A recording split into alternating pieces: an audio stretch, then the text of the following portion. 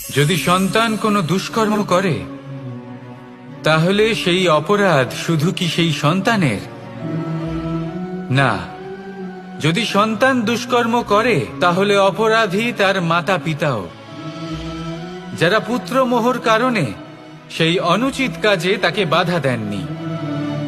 অপরাধী হলেন তার পিতামহ, যিনি নিজের কর্তব্যবোধের কারণে নিজের পরিবারের যত্ন নেননি, যিনি সন্তানকে কখনো শাস্তি দেননি। অপরাধী হলেন তার সেই গুরুও, যিনি নিজের শিষ্যের সেই দুষ্কর্ম দেখেও তাকে প্রতিহত করতে পারেননি। একজন হবু রাজার কর্তব্য হলো নিজের প্রজার কাছে সে যেন এক উদাহরণ প্রস্তুত করতে পারে, কিন্তু যদি এত অনুচিত উদাহরণ প্রস্তুত হয়ে থাকে তাহলে মা বাবার, বাড়ির বয়োজ্যেষ্ঠদের কর্তব্য হলো ওনারা যেন সেটা সেখানেই থামায়,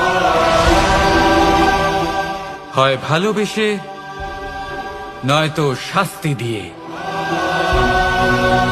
যদি না থামানো হয় তাহলে মহাভারত অবশ্যম্ভাবী। রাধা রাধা।